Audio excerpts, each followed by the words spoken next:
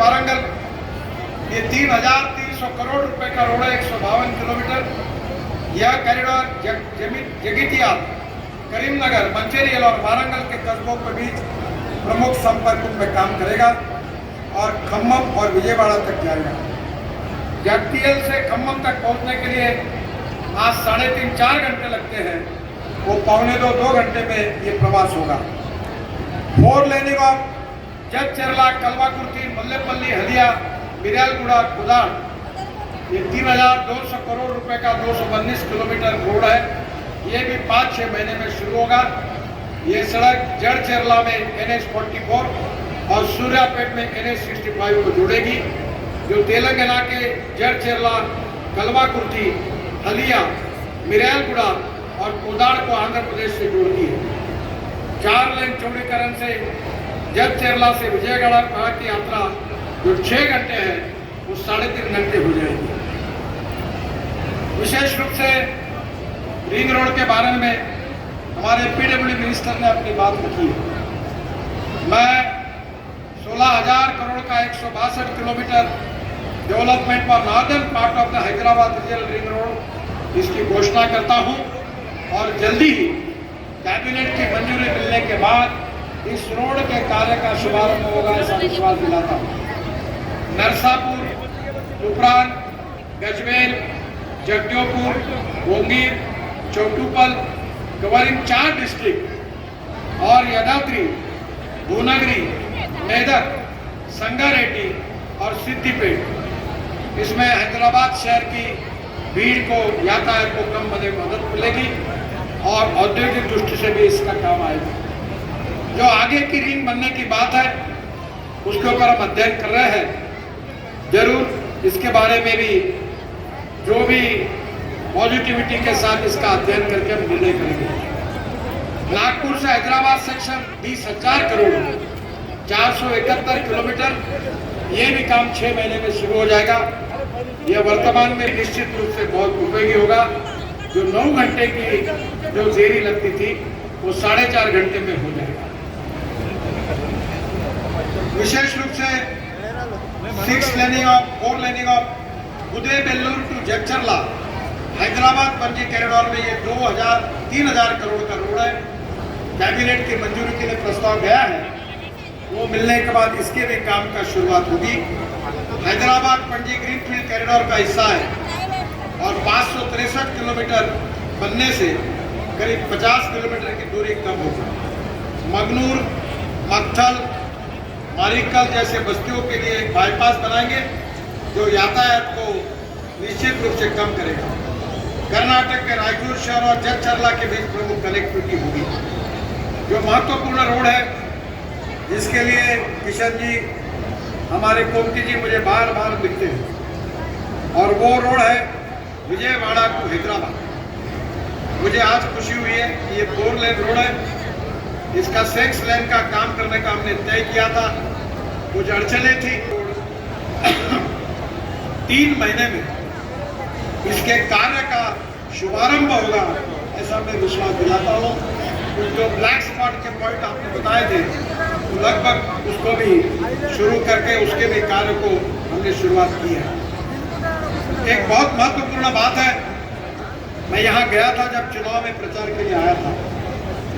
कृष्णा नदी पर हम एक आइकॉनिक ब्रिज बना रहे हैं 1200 करोड़ रुपए का। यह पुल तेलंगाना के सोमशिला के स्थित ललिता सोमेश्वर स्वामी मंदिर और आंध्र प्रदेश के संगमेश्वरम मंदिर के पास कृष्णा नदी को पार करता है। यह पुल श्रीशैलम जलाशय, नल्लमाला के जंगलों और पहाड़ियों से घिरा हुआ है। इस परियोजना से हैदराबाद, नंद्याल, तिरुपति, चेन्नई के बीच की दूरी 80 किलोमीटर कम होगी। हैदराबाद से तिरुपति जाने के लिए जो 9 घंटे लगते हैं, वो 6.5 घंटे लगेंगे और प्रस्तावित 4 लेन तकनीकी रूप में अद्वितीय है। ये हाइब्रिड सस्पेंशन है, केबल स्टे स्ट्रक्चर है और 480 मीटर का स्पैन है। पुल का जो डिजाइन है, उसकी प्रेरणा कीर्ति मुख से ली गई है। ऊपरी भाग दक्षिणों के मंदिरों के गोपुरम डिजाइन में है और पुल के मुख्य भाग के दोनों किनारों पर मध्य भाग में राज्य का प्रतीक चिन्ह दर्शाया गया है। सड़क के किनारे रैंप वॉकवे है, नीचे की ओर जाता है और वाहनों के डेक के नीचे स्थित है। वॉकवे के किनारे बैठने के लिए बेंच लगाए जाएंगे और इसमें कांच के फर्श वाले पैदल पुल है।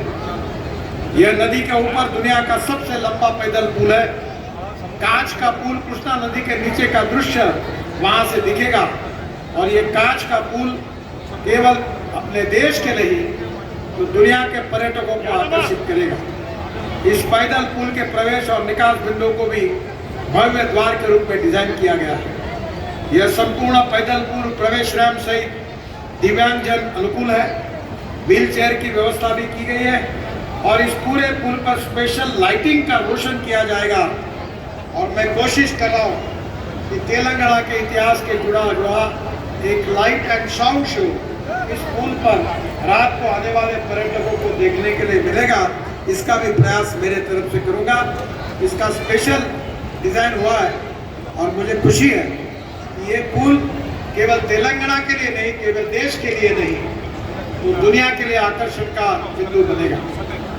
हमारे यहाँ से हम 2000 करोड़ रुपए का एक मल्टी मॉडल लॉजिस्टिक पार्क भी बना रहे हैं मनोहराबाद के पास, बरकीबंदा और मेदक जिला में, तेलंगाना में 100% लैंड एक्वायर्ड हुई है।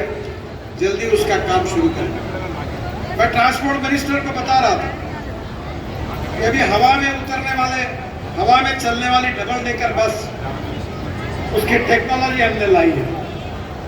अभी नागपुर में फ्लैश चार्जिंग बस शुरू की है। अभी उसका टेंडर अभी कल उसको सबमिट हुआ है। 135 सीटर एयर कंडीशन बस है, एग्जीक्यूटिव चेयर है। इस चेयर में हर स्टॉप पर बस खड़ी रहेगी, आधे मिनट में चार्ज होगी और 40 किलोमीटर चलेगी। हर स्टॉप पर आधा मिनट में चार्जिंग होगा। फ्लैश चार्जिंग होगा, ऊपर से चार्जर आएगा और बस को चार्ज करेगा। इस बस में अल्पो पावर और चाय पानी की भी व्यवस्था है। जैसे विमान में हवाई सुंदरी होती है, एयर होस्टेस, इसमें बस होस्टेस भी होगी और इसका टिकट रेट डीजल बस की तुलना में 30% कम होगा। तो मैं आपसे अनुरोध करूंगा, शायद मैंने आपको ये डिजाइन बताया था, तो अभी पहला प्रोजेक्ट जैसे पूरा होता है, हम जयपुर के लिए दिल्ली से जयपुर भी ये बना रहे हैं। मैं आपके रिंग रोड पर जहां आपको उचित लगे ये प्रयोग आप करिए। लोग अपने कार के बजाय इस बस का फायदा उठाएं। मुझे विश्वास है कि हमारे देश के विकास में हैदराबाद का विशेष रूप से योगदान है। इंफॉर्मेशन टेक्नोलॉजी और बायोटेक्नोलॉजी हमारा भविष्य है।